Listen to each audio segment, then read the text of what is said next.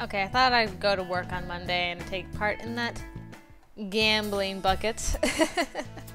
Again. Even though we didn't do very well. Hopefully we still get the chance to gamble. Hey girlie, interested in our lottery today? Should I play? Sure. I hand Rachel $1 and she adds mine to the bucket. Alright kiddos, this week's lucky winner is... Kyle! Way to go, man! Guess you can't win them all. Oh darn. Well, we definitely need that sleep now. I should just buy pho. Why do I do this to myself? I'm almost tempted to go to the pho place instead of Cafe Diem, but we're still focused, even though we just can't have different conversations. But that's okay. You can't have different conversations all the time, after all. Alright. Clothes, toothbrush. Adam picks through his suitcase carefully. I've never seen you so serious about something before. It's my first time doing this on my own. I've got to make sure I don't mess up. I like this side of you. I'm super serious now. For how long? About 5 seconds, it seems. It's a start. I'm gonna miss you, Sean. Likewise, but this will be good for you. Yeah, but broccoli is also good for me and I'm not a fan. Well, either way, I'm sure you'll be fine. Just be sure to stay in touch, okay? Adam zips up his suitcase and nods. Wish me luck. Like you need it. I miss that. I miss that between the two of them. It was so cute. Hey kids, it's the best time of the day! Lunch break! The crew members chat excitedly amongst each other as they head to the lunch area. Craft service workers have already set up a table of piping hot food for us. Hey girlie! Rachel runs up and throws an arm over my shoulder. Lunch? Oh, sure. Rachel guides me into the line for food. Sweet mercy, can I just kiss everyone who works in craft service? Today's spread is as extravagant as usual. Rack of lamb, grilled scallops, spinach and feta salad, and what appears to be a sachet torte. Rachel loads her plate with the sumptuous food before stopping at the dessert section. She ponders her options for a minute, before shrugging and loading a second slice of cake onto another plate. Why not? I follow her down the line, helping myself to tiny portions of everything. As we sit down, Rachel eyes my plate. That's all? Yes. She rolls her eyes. Are you not hungry, or are you just trying to be polite? Thought so. She slides her second plate across the table towards me. I got this cake for you because I knew you wouldn't get it for yourself. Why? She digs into her food. Let's just say I know your type. You're polite, which is great, but sometimes you're overly polite, which isn't great.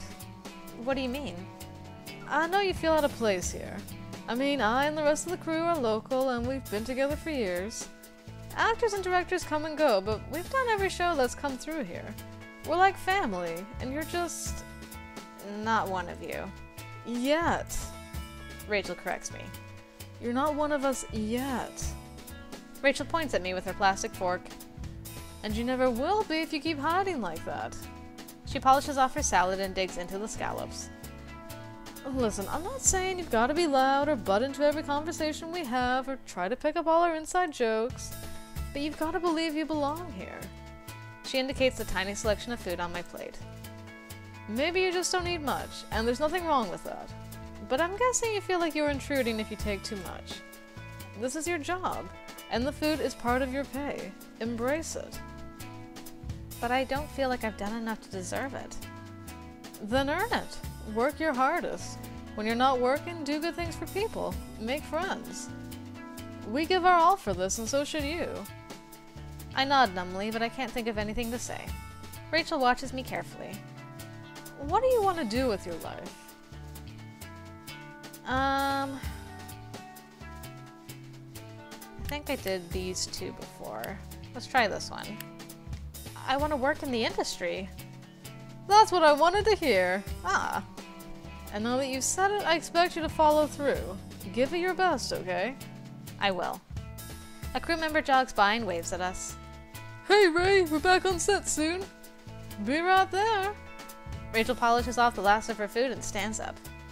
Coming? I smile and nod. Yeah, I'm coming. And then I change into my summer clothes. Oh. Hey, wanna come hang out for a bit? Sure. Oh. At your apartment, how scandalous. I knock on the door and wait for a response.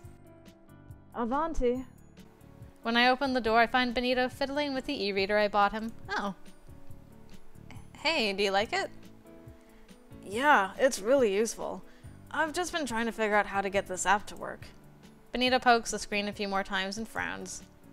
What's wrong?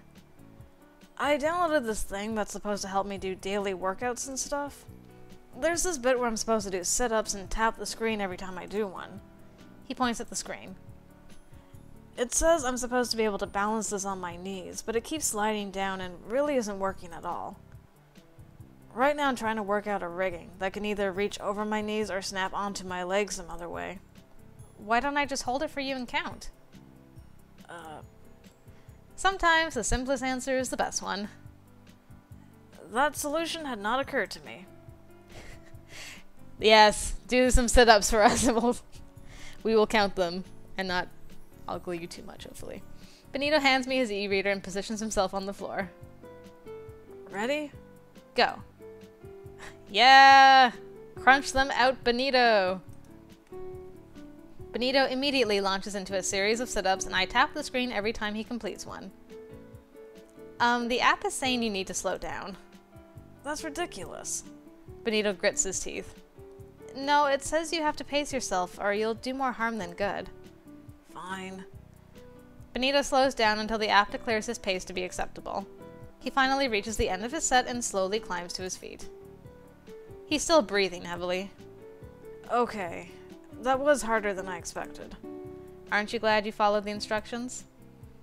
You know me. I'm not an instruction sort of guy. Well, anytime you need help playing by the rules again, just give me a call. Will do. Rightio then. Okay, not to start a fight or anything, but this latest episode was easily the best. Agreed. Vice is even more insane than I thought. I can't believe he managed to pose as a doctor and sneak Katerina out of there. Craziness. Okay, so we're doing good. Our fatigue is kind of crazy though, so maybe we should sleep. Because, you know, sometimes it's nice to just sleep all day. Okay, we'll go to work. I kind of want to exercise and just see if we, like, start doing sit-ups with Benito. I don't think that's actually going to happen, but I just want to see. Going to town, sleep, and blog. Yeah. No work this week, but we can always make that up later. VG zone. How goes the work stuff?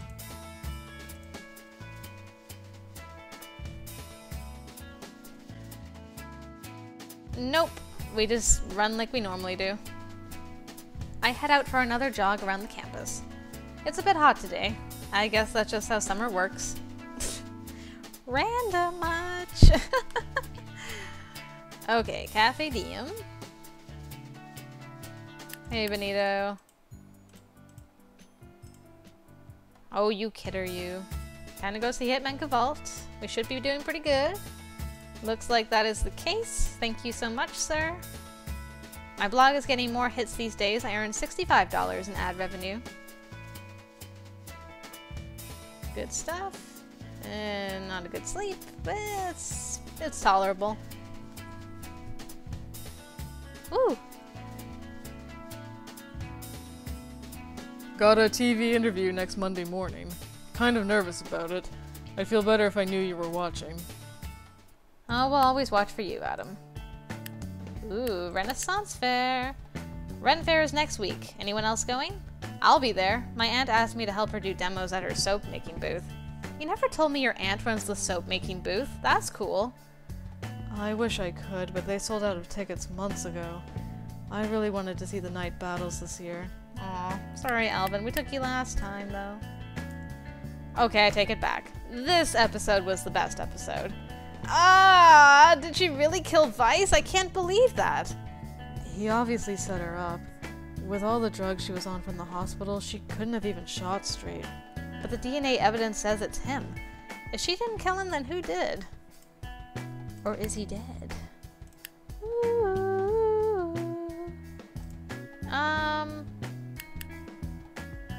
Did we see Moonlight Avenger twice with Benito already? I can't remember. Probably gonna lose some stuff, but sometimes you gotta do stuff, you know? I realize that doesn't really make sense, but I'm sticking to it anyway. I brought you this cupcake. Let's go see Moonlight Avenger again. I picked up on several plot holes the second time around. Okay, it was the second time. I'm not sure how to feel about that. Did it take away from the enjoyment levels? A little bit, but I guess it's okay. I've definitely seen worse. Either way, I'm glad we could do something like this. Thanks for the invite. Thank you for coming. Okay.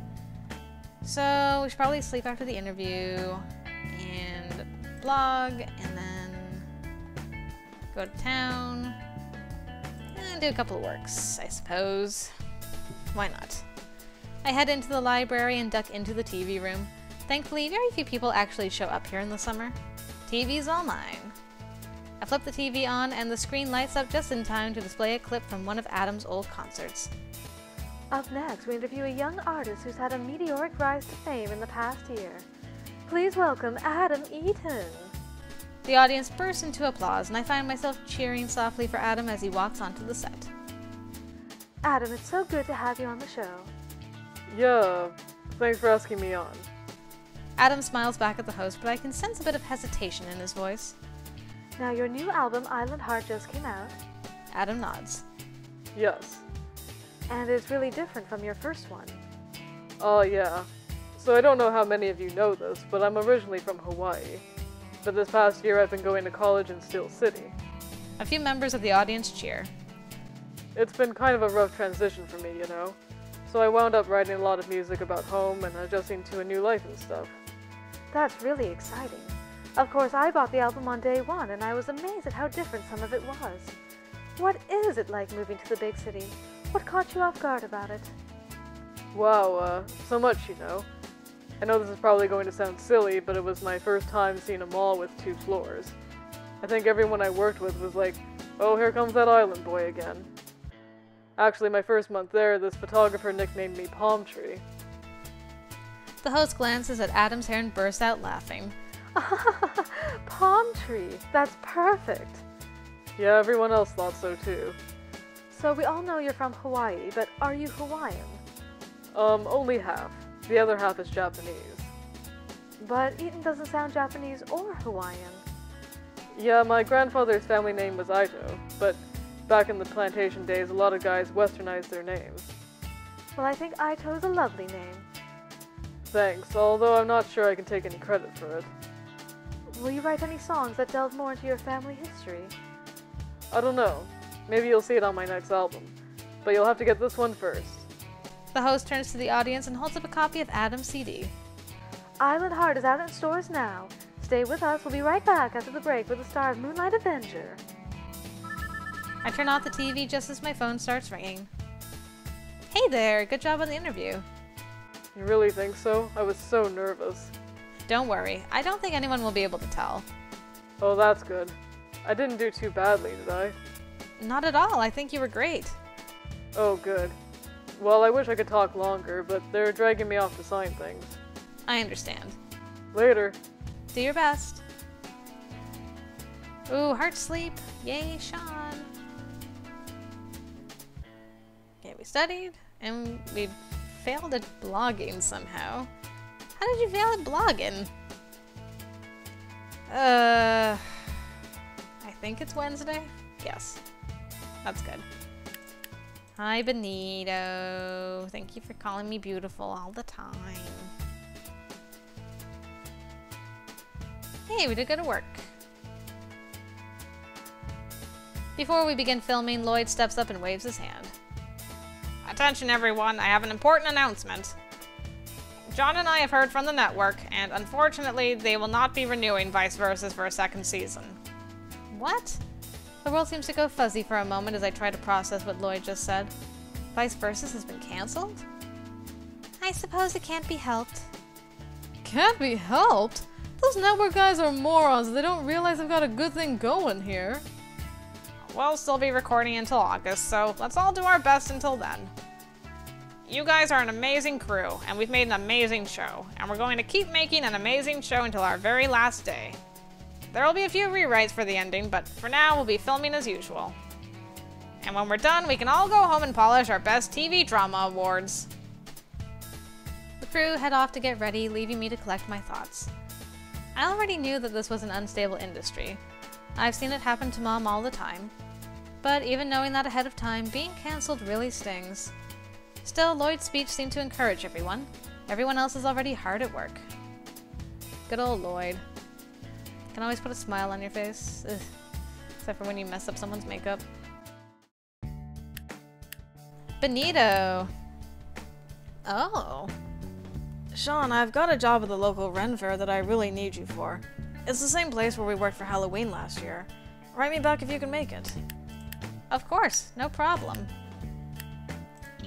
Vice Versus.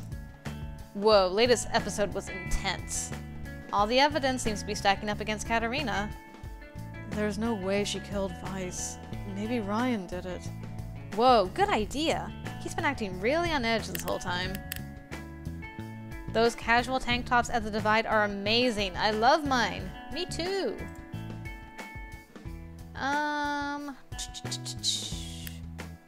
17. I just realized I forgot to look at these. Cactus and a wristwatch. Just things you can look at, I guess. Yeah, I should probably sleep. And then I think we will go to work and maybe we'll exercise for a change, go into town, have a sleep, and do a blog. Okay.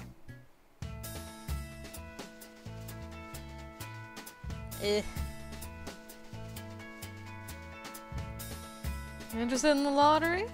Yes, please. Alright, kiddos. This week's lucky winner is... Kyle! Way to go, man! Twice in a row! It's rigged at this point. I'm sure it's pretty safe to say. Oh boy. We really need that sleep. You know what? I'm going to the foot place. Sorry, Benito. I want to get some soup. I'm exhausted. Good job, Sean. Ooh, our GPA is going down. I should probably study this coming week. That might be an idea. I've got work with Benito today at the local Renaissance Fair. Huzzah! It is the same place. Finding the fairgrounds is an easy task. I still remember this place from the haunted park last Halloween. It looks a lot less sinister during the day. Ciao. Thanks for helping me out on such short notice. No problem. Always happy to be of service. So what's the job? The fortune teller called in sick, so I've been called in as a last-minute replacement. Is fortune telling really such a big deal?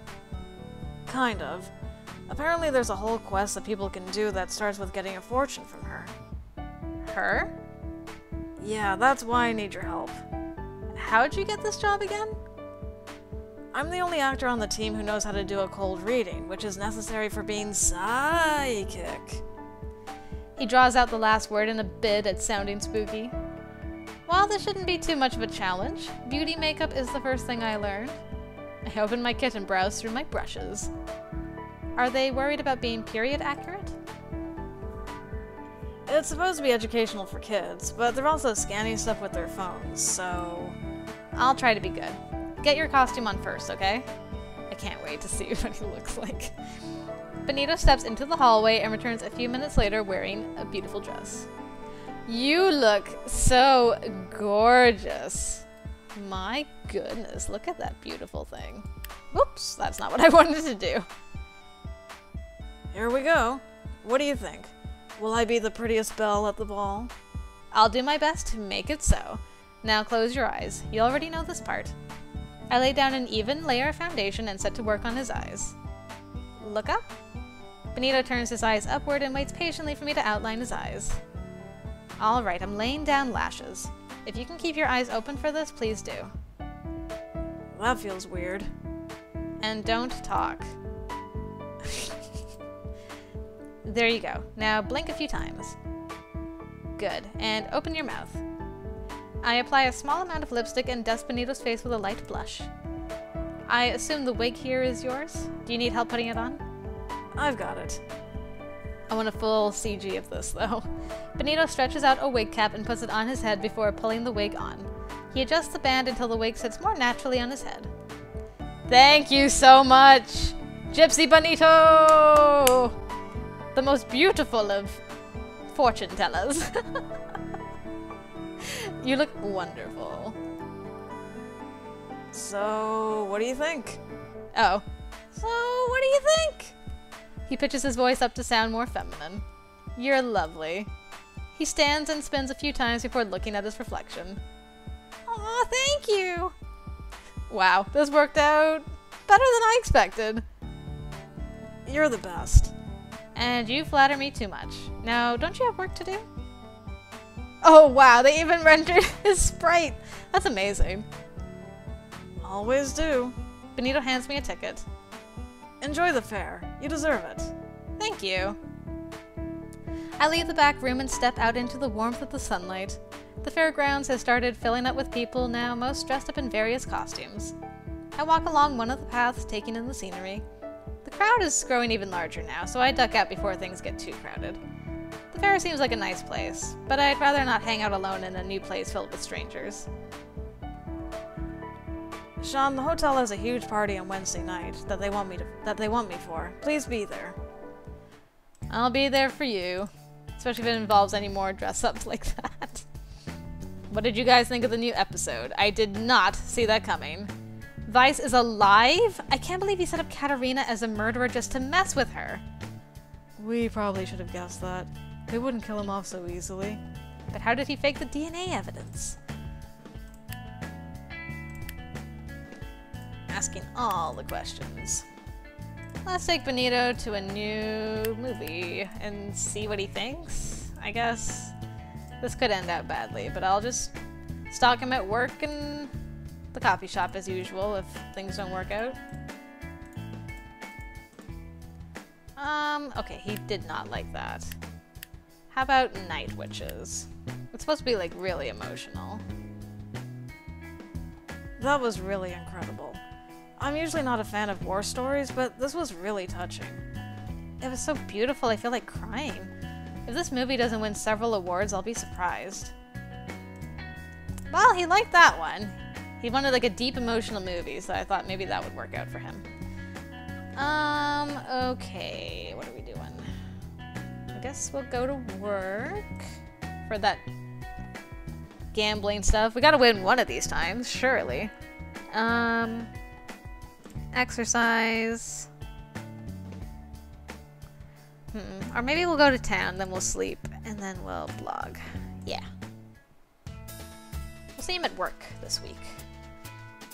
And then we'll see him at work again. I head to John's makeup trailer and set up my workspace. John enters with a bottle of water in one hand and a script in the other. Aw, no lottery today, I'm just getting distracted by Mr. Brandon. He seems completely engrossed in the script and doesn't seem to realize I'm even here. As John raises the water bottle to his lips, he walks right into me. Ho! He sputters and drops the bottle. I grab it before it can spill everywhere.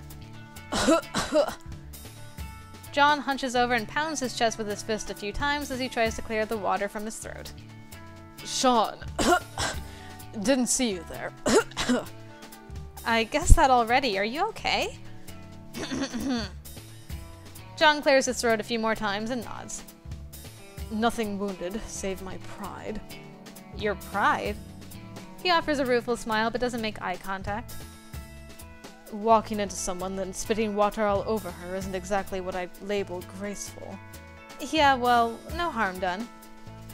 I set the water bottle down on the table. He nods but still refuses to look me in the eyes. He glances around the room a few times before sitting down.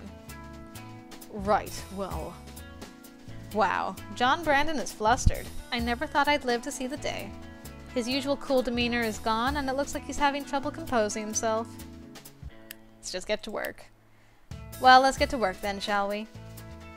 I would be much obliged. John looks relieved at the change in topic. I lay the prosthetic scar on his face and carefully glue it down, smoothing the edges out as I go. John holds perfectly still, his face a picture of calm serenity, but if the temperature of his cheeks is any indicator, he's still a little embarrassed. I work in silence, carefully painting and blending the scar until it looks natural. It only takes a few minutes to finish the rest of his makeup. All done. Thank you. He opens his eyes, stands, and heads for the door. He glances over his shoulder. Is something wrong? No, it's just usually you tease me or say something really sarcastic right about now. And do you want me to tease you? Not particularly. I just didn't expect you to be in such a rush. John hangs his head. I apologize. For being in a rush? For running into you and nearly dousing you with water. Oh, right. No worries. You're forgiven already. John looks relieved. Then go work your magic somewhere else, little wizard. Oh, I will.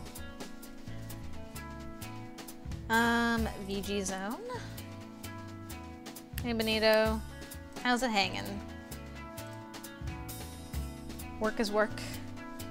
Work is work. We slept. Oh, good job, Sean.